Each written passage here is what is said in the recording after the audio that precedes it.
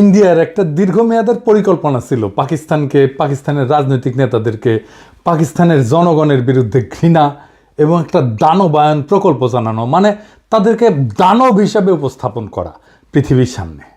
ভারত পাকিস্তানের প্রতিনিধিত্ব করে এমন নেতাদের, যেমন ধরেন মোহাম্মদ আলী জিন্নাহ, উনাকে দুষ্টু, বিভ্রান্ত, দুর্নীতিগ্রস্ত হিসেবে উপস্থাপন করে। জিন্নাহর মতো একজন রাজনৈতিক নেতা পৃথিবীর ইতিহাসে বিরল। এইটা ওদের এমন একটা মনস্তাত্ত্বিক কৌশল যে তার শত্রু খুবই খারাপ মানুষ, এইটা প্রচার করা। পাকিস্তানিদের ডেমোনাইজেশন করার একটা ইন্ডিয়ান প্রজেক্ট, এটা তারা আওয়ামী লীগকে শিখাইছে খুব ভালোভাবে। আওয়ামী লীগ একটা বিষাক্ত মূর্খ বাহিনী তৈরি করছে যারা পাকিস্তানি ঘৃণা ছড়ায়। এদের একটা প্রিয় বাক্য পাকি বীর জোহ, মানে এই লোককে জন্ম দিছে যে সে পাকিস্তানি। শেখ হাসিনার কথিত পিতা শেখ মুজিব পাকিস্তানি নাগরিক ছিল না? তার প্রত্যেকটা ভাই বোন তো মুজিবের বীর্যে জন্ম নাকি অন্য কারো বীর্যে জন্ম? মুজিব তো পাকিস্তানি নাগরিক ছিল নাকি ওরা কোনো ইন্ডিয়ানের বীর্যে জন্ম নিছে? হাসিনার ভাই বোনেরা নাকি সেই গল্প সত্য যে মুজিবের আসল নাম দেবদাস চক্রবর্তী? হ্যাঁ, এই যে দেখেন মেঘমাল্লার স্লোগান দেয়, জানি জানি সবই জানি, সাদিক কায়েম পাকিস্তানি। শুনেন, ছাত্র শিবির পাকিস্তানি, তুমিও জানো আমিও জানি, সাদিক কায়েম পাকিস্তানি, তুমিও জানো আমিও জানি, সাদিক কায়েম পাকিস্তানি, তুমিও জানো। এই মেঘমাল্লারের বাপ পাকিস্তানি নাগরিক ছিল না? ওর বাপের পাকিস্তানি পাসপোর্ট ছিল না? নাকি ওর বাপের জন্ম বাংলাদেশ সৃষ্টির পরে? ওর বাপ জন্মাইছিল 1953 সালের 10ই নভেম্বর, তার মানে তো পাকিস্তান আমলে জন্ম নিছে। ওই মেঘমাল্লারের দাদা ও কেন পাকিস্তানে থাকিছিল, ইন্ডিয়া যায়নি কেন? সুযোগ তো ছিল। নাকি পাকিস্তানে থাকাও পাকিস্তানের নাগরিক হইয়াও তারা পাকিস্তানি না, ছাত্র শিবির পাকিস্তানি? তো ছাত্র ইউনিয়ন পাকিস্তানি ছিল না? যে ছাত্র ইউনিয়ন 1969 সালের 25শে আগস্ট বিবৃতি দিয়ে বলছে জামাত ইসলামী পাকিস্তানের অস্তিত্বের বিরোধী। ওর নিজের দল পাকিস্তানের অস্তিত্ব রক্ষায় দিওয়ানা ছিল। পুরো পত্রিকা দেখান ইডিএস সাহেব, পরে আবার কইতে পারে আমরা এডিট করে বানাইছি। দেখান ছাত্র ইউনিয়নের নাম দেখান, ছাত্র ইউনিয়নের নেতাদের নাম দেখান, প্রেসিডেন্ট সেক্রেটারির নাম দেখান। ছাত্র ইউনিয়ন শুধু না, বিপুল বিক্রমে মুজিববাদী ছাত্রলীগও পাকিস্তানের অস্তিত্ব রক্ষায় দিওয়ানা হয়েছিল। এখন পাকিস্তান খুব খারাপ। 1969 সালের 25শে মার্চ আইবর পতন হয়ে গেছে, মানে গণঅভ্যুত্থান হয়ে গেছে। তারপরের ঘটনা, তারপরে এই বিবৃতি দিচ্ছে 5 মাস পরে পাকিস্তানের রক্ষায় দিওয়ানা। তাও তারা পাকিস্তানি না, অন্যরা পাকিস্তানি। হ্যাঁ, কারণ ওই ডেমোনাইজেশন প্রজেক্ট, পাকিস্তানকে ডেমোনাইজ করা। শাসক হিসাবে পাকিস্তান খারাপ কাজ করে না এরকম না, অবশ্যই করছে। আমরা প্রয়োজনে সেটা সমালোচনা করব, কোনো অসুবিধা নাই। কিন্তু যেই কাজটা করে নাই, আমি কি তারে সেই কাজের দায় দিতে পারি? নাকি সেটা দেওয়া উচিত? আর যখন একজন যে কাজটা করে নাই সেই কাজের দায় তার উপরে চাপায় দেওয়া হয়, তখন তো তার উদ্দেশ্য নিয়ে আমার প্রশ্ন তোলা উচিত। আমার তো তখনই মনে হওয়া উচিত পাকিস্তান যদি এতই খারাপ হয় তাহলে মিথ্যা অভিযোগ কেন দেওয়ার দরকার হইল? মিথ্যা অভিযোগ তো দেওয়ার দরকার নাই। যারা কারো নামে মিথ্যা অপবাদ দেয় তাদের সাথে তো কোনো ডিল করাই উচিত না, তাদের কোনো কথা শোনাই উচিত না, তাদের উপরে আস্থা রাখাই উচিত না। আজকে আমরা এমন একটা অতি জঘন্য মিথ্যাচার নিয়ে আলাপ করব যেটা ইন্ডিয়া শিখাই দিছিল, আর সেই একই মিথ্যাচার বিএনপি চালাই যাইতেছে আজকেও। সেটা জানতে হইলে একটু পিছনে ফিরে যাইতে হবে, সেই 1971-এ। আসেন আগে আমরা সেই গল্পটা শুনে আসি। 1971-এ বীরশ্রেষ্ঠ মতিউর রহমানের গল্প। বীরশ্রেষ্ঠ মতিউর রহমান গত পরশু ওনার মৃত্যুবার্ষিকী ছিল। 1971 সালের 20শে আগস্ট পশ্চিম পাকিস্তানের করাচির কাছে মাসরুর বিমান ঘাঁটিতে ওই সময় তিনি পোস্টেড ছিলেন। মার্চে যখন যুদ্ধ শুরু হয় তখন কিন্তু তিনি পূর্ব পাকিস্তান মানে বাংলাদেশেই ছিলেন। উনি তখন এইখানে ছুটিতে ছিলেন, যখন জয়েন করেন নাই যুদ্ধে। পরে যখন পাকিস্তান এপ্রিল মে মাসের মধ্যে মোটামুটি পাকিস্তানি সামরিক বাহিনী কন্ট্রোল প্রতিষ্ঠা করে, তখন মতিউর রহমান পশ্চিম পাকিস্তান নিজের ইউনিটে চাকরিতে ফিরে যায়। সেইখানে তাকে ইনস্ট্রাক্টর হিসেবে পোস্টিং দেওয়া হয়। তিনি তরুণ পাইলটদেরকে বিমান চালানো শিখাইতেন। পরে 20শে আগস্ট উনি একজন তরুণ পাকিস্তানি ট্রেনি পাইলট, যার নাম ছিল রশিদ মিনাজ, বীরশ্রেষ্ঠ মতিউর রহমানের ইনস্ট্রাক্টর ছিলেন। তার সাথে একটা T-33 বিমান, যেটা পাইলটদের ট্রেনিংয়ে ব্যবহার করা হয়, সেটাতে একসাথে ওনারা ফ্লাই করতেছিলেন। T-33 কিন্তু কোনো যুদ্ধ বিমান না, এটা খালি ট্রেনিংয়ের কাজে ব্যবহার করা হয়। এই বিমানে রশিদ মিনাজের ট্রেনিং ফ্লাইটের সময় মতিউর রহমান ব্যাকসিটে ইনস্ট্রাক্টরের কন্ট্রোল ব্যবহার করে প্লেন নিয়ে ইন্ডিয়ার দিকে রওনা দেন। 71 সালে পশ্চিম পাকিস্তান থেকে অন্য যে সমস্ত বাঙালি অফিসার, যেমন মেজর ডালিম, নূর, কর্নেল তাহের, মঞ্জুর, পালায় ভারতে গিয়ে যুদ্ধে যোগদান করে।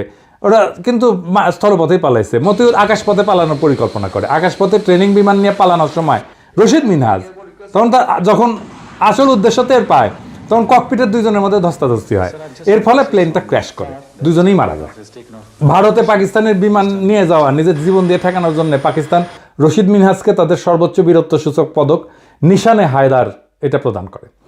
মতিউর রহমানকে বাংলাদেশ বীরশ্রেষ্ঠ খেতাব প্রদান করে। দুইজনেই দুই দেশের দুই শ্রেষ্ঠ খেতাব পায়। মতিউর রহমানকে পাকিস্তানে কবর দেওয়া হয়। 2006 সালে বেগম খালেদা জিয়ার অনুরোধে পাকিস্তান মতিউর রহমানের মৃতদেহ বাংলাদেশকে হস্তান্তর করে এবং তার মৃতদেহ এনে দেশে মিরপুরে শহীদ বুদ্ধিজীবী কবরস্থানে দাফন করা হয়।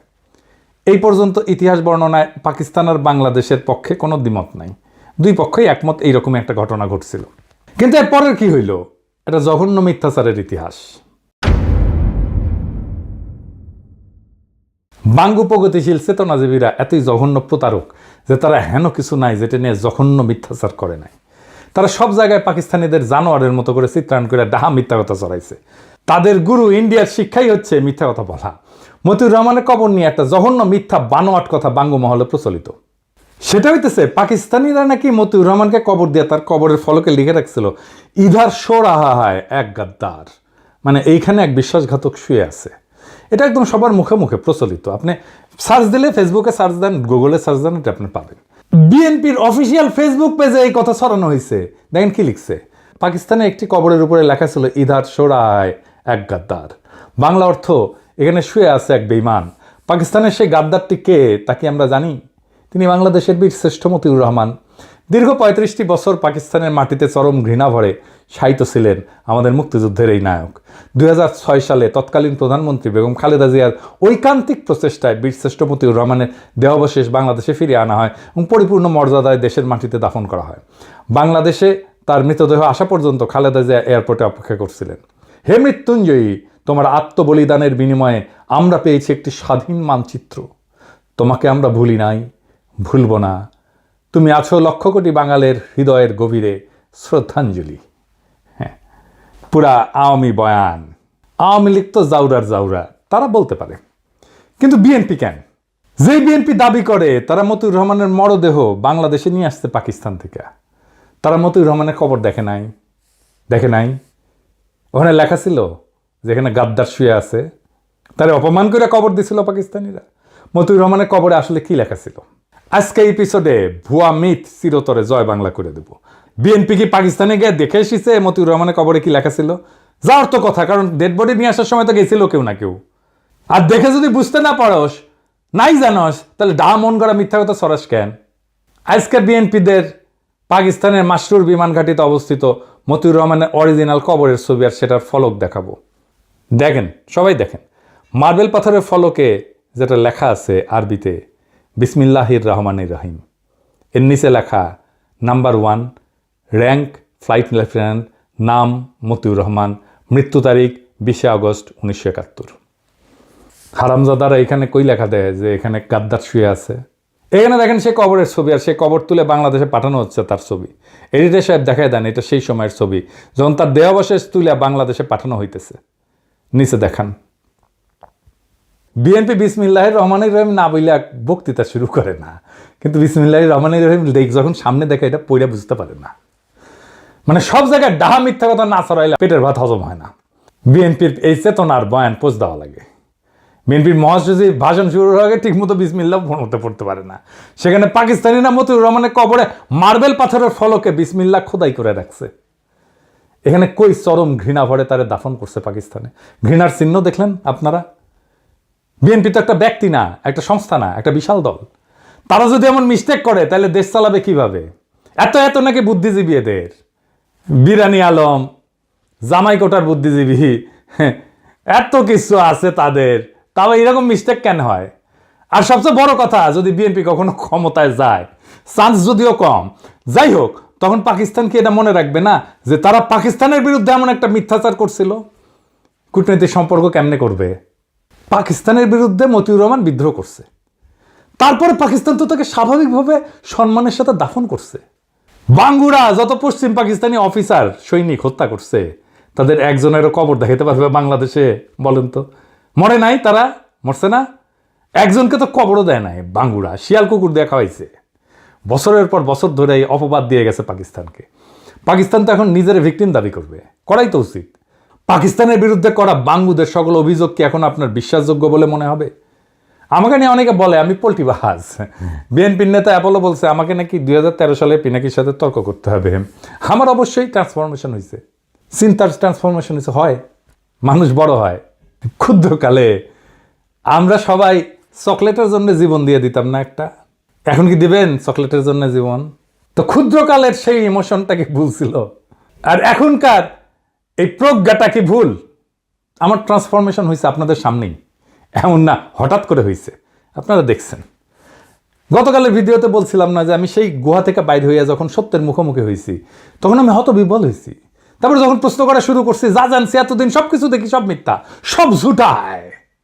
আমি একটা এক্সাম্পল দেখাই, এটা আমার প্রজন্মের যারা, আমার সাথে মুরব্বী যারা, তাদের বলবেন, ওনারাও সাক্ষ্য দেবেন। আসেন সে এক্সাম্পলটা দেখি। আমরা যখন ছোট ছিলাম তখন এই ছবিটা ছাপা হইতো পত্রিকায়, বলা হইতো পাকিস্তানি ছেলেরা লুঙ্গি খুলে দেখতেছে তার খতনা করা আছে কিনা, হিন্দু না মুসলমান। ছবিটা পাকিস্তানি আর্মির না, ইন্ডিয়ান আর্মির। ছবিটা তুলছেন কিশোর পারেক, একজন ইন্ডিয়ান ফটোগ্রাফার। যখন ইন্ডিয়ান আর্মি বাংলাদেশে ঢুকছে সেই সময়কার ছবি। তার একটা প্রকাশিত বই আছে ব্রুটাল বার্থ নামে। এই ছবিটা সেখানেই প্রকাশিত হয়েছিল। ক্যাপশনে উল্লেখ ছিল, ছবির সেনার পরিচয় উল্লেখ ছিল। ছবিটা পিডিএফ অনলাইনে আছে, গুগল করলে পাবেন, আর নিজেই চেক করে নিতে পারবেন। তো এইটা যখন আমি প্রথম ফেসবুকে প্রকাশ করি, প্রমাণ হাজির করি, তখন আমার উপরে বাংলার চেতনাবাজরা ঝাঁপে পড়েছিল। আওয়ামী লীগেরা, আওয়ামী বাকশালী প্রগতিশীল নাস্তিক বামেরা আমার পিছিয়ে লাগে কেন জানেন? প্রথম কারণ হচ্ছে বামেরা হারে হারে জানে, চিনে আমারে, আমার ক্যাপাসিটি কি, একসাথে রাজনীতি করে আসতেছি তো ওরা জানে আমি কি জিনিস।